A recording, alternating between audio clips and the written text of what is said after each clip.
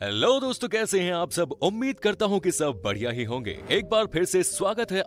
आज हम बात करेंगे एक ऐसे अफ्रीकन कंट्री के बारे में जहां के पुरुष को दो शादी करनी पड़ती है। एक ऐसा देश जहां के सरकारी आदेश के अनुसार पुरुष को दो शादी करनी पड़ती है और नहीं करने पर पड़ सकती है सजा भी। एक ऐसा देश जहां स्वतंत्रता के बाद से कभी नहीं हुआ मतदान। इस देश में है एक टैंक कब्रिस्तान। सभी अफ्रीकन कंट्री की तरह ही यह एक सुंदर और सबसे गर्म प्रदेश है। यहाँ की वाइल्ड लाइफ इस देश को समृद्ध बनाती है और यहाँ के जंगल और नदी दोनों ही सबको बहुत आकर्षित करते हैं। एक ऐसा देश जहाँ खुदाई के दौरान मानव जाति के सबसे पुराने अवशेष प्राप्त हुआ। यह देश जाना जाता है अपने स्वतंत्रता संग्राम में भाग लेने वाली बहादुर महिलाओं के कारण। दोस्तों, आज हम बात कर रहे हैं। सबसे पहले बता दें कि इरिट्रिया देश का ऑफिशियल नाम है स्टेट ऑफ इरिट्रिया, जो पूर्वी अफ्रीका का एक छोटा सा देश है। देश के दक्षिण में इथोपिया स्थित है, पश्चिम में सूडान और दक्षिण पूर्व में जिबूती। लाल सागर तट पूर्वी और पूर्वोत्तर सीमाओं के क्योंकि अस्मारा में पुरानी इमारतों के काफी प्रतिशत में इतावली वास्तुकला है। बेनिटी मुसोलिनी के इरिट्रिया पर अधिकार करने के बाद उसने अस्मारा को लिटिल रोम में बदलने की कोशिश की। इसीलिए उन्होंने उत्कृष्ट इटालियन वास्तुकला के साथ कई स्मारकीय संरचनाएं बनाई। साथ ही इसका एक कारण इरिट्रिया का बहुत लंबे समय तक इटालियंस द्वारा उपनिवेशित होने का भी है। आज की तारीख में 400 से भी ज्यादा इटालियन वास्तुशिल्प से सजी संरचनाएं हैं, जिसमें cinema, capital, Keren, Casa Del Fascio, orthodox cathedral आदि शामिल है। हैरानी की बात यह है कि इरिट्रिया में कोई मान्यता प्राप्त आधिकारिक भाषा नहीं है, लेकिन देश में 3 भाषाओं को स्थानीय भाषाओं का दर्जा दिया गया है, जो है अरेबिक, इंग्लिश और तिग्रिन्या। साथ ही देश की विभिन्न क्षेत्रीय भाषाएं हैं और इनमें बेजा, कुनुमा, साहो प्रमुख है। इसके अलावा इटालियन भाषा का प्रयोग भी कहीं भी होता है।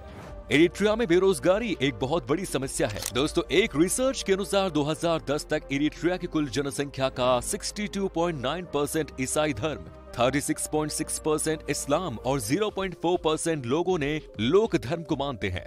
ईसाई धर्म देश में प्रचलित सबसे पुराना धर्म है। देश में पहला ईसाई मठ डेब्रे सिना 4वीं शताब्दी के दौरान बनाया गया था। 2018 में की गई एक सर्वे के मुताबिक इरिट्रिया का एजुकेशनल रेट है 76.6%। 15 से 24% के युवाओं में साक्षरता दर 93.3% पाई जाती है। आपको बता दें कि इरिट्रिया में लगभग 824 स्कूल और 2 यूनिवर्सिटी है। इस देश में एजुकेशन ऑफिशियल तौर पर 6 से 13 साल की आयु के बच्चों के लिए अनिवार्य है। इरिट्रिया के बारे में अब तक एक सबसे चौंकाने वाली बात बताने जा रहे हैं। दरअसल इस देश में 2 शादी करना अनिवार्य है। जी हाँ, सही सुना आपने। अगर कोई पुरुष शादी करने या 2 बीवियों को रखने से इनकार करता है तो उसके खिलाफ कड़ी कार्रवाई होती है। 2 शादियां करने के लिए अगर कोई मना करता है तो उसे जिंदगी भर जेल की सजा काटनी पड़ती है। आपको बता दें कि इस देश में महिलाओं की वजह से ये अनोखा कानून बनाया गया है। दरअसल इरिट्रिया में महिलाओं की संख्या पुरुषों से ज्यादा है। जब इरिट्रिया का इथियोपिया से गृह युद्ध चल रहा था तब देश में महिलाओं की संख्या ज्यादा थी। सबसे हैरान करने वाली बात यह है कि इस देश में महिलाओं के लिए भी कड़ा कानून है। यहाँ की महिलाएं पुरुषों को 2 शादी करने के लिए नहीं रोक सकती। अगर उन्होंने शादी में कोई बाधा डालने की कोशिश की तो उनको भी जेल में डाल दिया जाता है। दोस्तों, इरिट्रिया की पहनावे की बात की जाए तो यहाँ हर जाति के पहनावा अलग अलग होता है। बड़े शहरों में ज्यादातर लोग वेस्टर्न कैजुअल ड्रेस जैसे कि जीन्स और शर्ट पहनते हैं और ऑफिस में पुरुष और महिला दोनों अक्सर सूट पहनते हैं। इस देश के पारंपरिक कपड़ों की बात करें तो महिलाओं के लिए जूरिया नाम के चमकीले सफेद गाउन होते हैं और पुरुषों के लिए सफेद पैंट के साथ एक सफेद शर्ट होती है। इस देश के मुस्लिम समुदाय की महिलाएं पारंपरिक रूप से चमकीले रंग के कपड़े पहनना पसंद करती हैं। इरिट्रिया का सबसे ऊंचा पर्वत है इम्बासोरा, जिसकी समुद्र तल से ऊंचाई है 3018 मीटर। देश का राष्ट्रीय पशु अरेबियन ऊंट है। दोस्तों, अगर आपको नॉनवेज खाना ज्यादा पसंद नहीं है तो इरिट्रिया में आपको बहुत ही मुश्किल होने वाली है। यहाँ के खान पान में मुख्य रूप से मछली और मांस की डिश शामिल होती है। इरिट्रिया की नेशनल डिश है जिगनी और साथ ही पारंपरिक इरिट्रिया डिश में अक्सर चिकन, भेड़, बकरा या मछली का मांस शामिल होता है। कुल मिलाकर इरिट्रिया के भोजन में इथोपिया के भोजन की झलक देखने को मिलेगी। यहाँ के भोजन में आपको मक्खन, मसाले और टमाटर का इस्तेमाल ज्यादा देखने को मिलेगा। दोस्तों, इरिट्रिया में फुटबॉल और साइकिलिंग सबसे लोकप्रिय खेल है। इरिट्रिया में साइकिल चलाने की एक लंबी परंपरा है और इससे पहली बार कॉलोनियल काल के दौरान पेश किया गया था। इरिट्रिया का ये दौरा एक मल्टी लेवल साइकिलिंग प्रोग्राम है जो कि 1946 से पूरे देश में हर साल आयोजित किया जाता है। पुरुषों और महिलाओं दोनों की नेशनल साइकिलिंग टीम्स को अफ्रीकी महाद्वीप में पहले स्थान पर रखा गया है और इरिट्रिया को दुनिया के सर्वश्रेष्ठ साइकिलिंग देशों में स्थान दिया गया है। इरिट्रिया की राष्ट्रीय साइकिलिंग टीम ने लगातार कई सालों तक अफ्रीकी महाद्वीपीय साइकिलिंग चैंपियनशिप जीतते हुए काफी सफलता प्राप्त की है। साथ ही यहाँ ट्रेडिशनल हॉकी भी खेली जाती है जिसे गेम ऑफ जीना के नाम से जाना जाता है। इरिट्रिया के नागरिक बाहरी दुनिया में क्या हो रहा है इसके बारे में कुछ नहीं जानते क्योंकि इस देश में मीडिया नाम की कोई चीज है ही नहीं। दरअसल यहाँ की मीडिया सरकार द्वारा पूरी तरह से नियंत्रित है और ये मीडिया सरकार के प्रशंसा के अलावा कुछ नहीं दिखता। इस कारण से बाहर की दुनिया के साथ इरिट्रिया का संचार अलग थलग रह गया। देश के लोगों का अपना सोच सबके सामने रखने का कोई अधिकार नहीं है। सबसे बड़ी बात यह है कि किसी भी विदेशी पत्रकार को इरिट्रिया में आसानी से प्रवेश करने तक की अनुमति तक नहीं है। इसलिए वर्ल्ड प्रेस फ्रीडम इंडेक्स के अनुसार इरिट्रिया मीडिया दुनिया में सबसे खराब में से एक है। इरिट्रिया के जातीय समूहों में से सबके संगीत और साथ में नृत्य की अपनी अनोखी शैली है। यहाँ के सबसे प्रसिद्ध पारंपरिक डांस है टिग्रिनिया गुएला। पारंपरिक इरिट्रिया ट्रिगिनिया डांस में दो मुख्य स्टाइल शामिल हैं। इसमें से एक को कहा जाता है कुदा, जिसमें डांसर्स एक सर्कल बनाते हैं और संगीत के साथ गोल गोल घूमते हैं। म्यूजिक के लिए भी इरिट्रिया के लोगों में काफी दीवानगी है। इरिट्रिया का हेलन मेल्स एक लोकप्रिय ट्रिगिनिया गायिका है जो अपनी शक्तिशाली आवाज और गायकी के लिए प्रसिद्ध है। अगर इरिट्रिया देश के इतिहास की बात की जाए तो इसकी स्थापना दूसरी शताब्दी के दौरान हुई थी। इस देश के लोगों ने चौथी शताब्दी के मध्य भाग में ईसाई धर्म को अपनाया था। 1942 में इटालियन कॉलोनियल सेना की हार के बाद इरिट्रिया को 1952 तक ब्रिटिश सैन्य प्रशासन द्वारा प्रशासित किया गया था। इरिट्रिया ने स्वतंत्रता की लड़ाई तब तक लड़ी जब तक देश ने 1991 में स्वतंत्रता प्राप्त नहीं कर ली। 1993 में एक जनमत संग्रह के बाद देश को आजादी मिली। 24 मई 1991 को इरिट्रिया को इथियोपिया से आजादी मिली। इस कारण से ये दिन देश के लिए काफी महत्वपूर्ण है।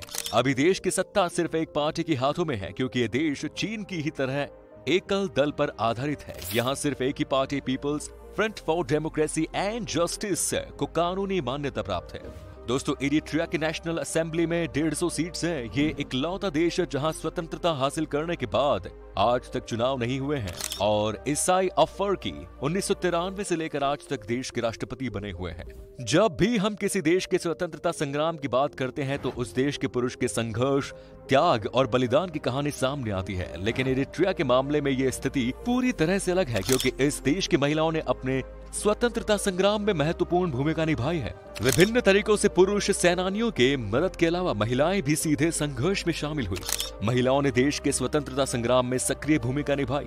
एक सर्वे के अनुसार इरिट्रिया के स्वतंत्रता सेनानियों के 30% से अधिक सदस्य महिलाएं थी। दुनिया के अन्य सभी मुक्ति आंदोलनों की तुलना में इस समूह में महिलाओं का प्रतिशत सबसे ज्यादा था। आपको बता दें कि इरिट्रिया की इकॉनमी ने हाल के सालों में काफी बढ़ोतरी की है।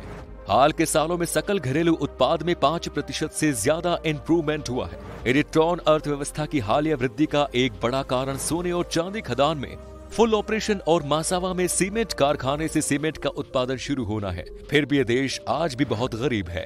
इरिट्रिया का मसावा अफ्रीका के लाल सागर तट पर स्थित एक बंदरगाह शहर है। राजधानी शहर अस्मारा से लगभग 100 किलोमीटर की दूरी पर स्थित मसावा राजधानी से कम खूबसूरत नहीं है। मसावा अफ्रीका के पूर्वी तट पर स्थित सबसे बड़ा और सबसे सुरक्षित बंदरगाह है और लाल सागर पर स्थित सबसे बड़ा गहरे पानी का बंदरगाह बन गया। इतावली, मिस्र और तुर्क वास्तुकला का मिश्रण इस शहर के रंगीन इतिहास को दर्शाता है। अगर आप कभी इरिट्रिया जाओ तो इस शहर की सैर जरूर करना। मसावा में बंदरगाह के सामने स्थित इंपीरियल पैलेस काफी फेमस टूरिस्ट स्पॉट है। स्वतंत्रता संग्राम के दौरान ये बुरी तरह क्षतिग्रस्त हो गया था और इसकी वर्तमान स्थिति में आप युद्ध के बाद मसावा कैसा था इसका प्रतिबिंब को देख सकते हैं। इसके साथ ही इरिट्रिया का एडुलिस एक बहुत ही खूबसूरत प्राचीन शहर है और ये बंदरगाह शहर सबसे प्राचीन अफ्रीकी शहरों में से एक है। एडुलिस लाल सागर के किनारे स्थित है और मसावा शहर से लगभग 40 मील की दूरी पर है। एडुलिस अक्सुमाइट साम्राज्य के महानगरों में से एक था। अगर आपको पुराने शहर देखने का शौक है तो आप इस शहर की सैर कर सकते हैं। आपको बता दें कि 1 लाख साल पुरानी खोपड़ी इरिट्रिया में पाई गई थी। इस खोज से पहले आधुनिक मानव लक्षणों वाला सबसे पुराना जीवाश्म जो कि 6 लाख साल पुराना था, इसकी खुदाई बोडो इथियोपिया में की गई थी। दोस्तों, इरिट्रिया की करेंसी है इरिट्रियन नखफा, जिसकी वैल्यू लगभग 5 भारतीय रुपए के बराबर है। तो दोस्तों, ये था इरिट्रिया। कैसा लगा बताइए कमेंट्स में। क्या कभी आपने विजिट की है इस देश की, और अगर की है तो आपका एक्सपीरियंस कैसा रहा ये भी हमारे साथ शेयर कीजिए। उम्मीद करता हूँ कि आपको हमारा ये एपिसोड पसंद आया होगा। वीडियो को लाइक कीजिएगा और अपने दोस्तों और रिश्तेदारों के साथ इसे शेयर करना ना भूलें। हमारे चैनल को भी सब्सक्राइब जरूर कर दें। वीडियो को अंत तक देखने के लिए सभी का शुक्रिया। फिर मुलाकात होगी।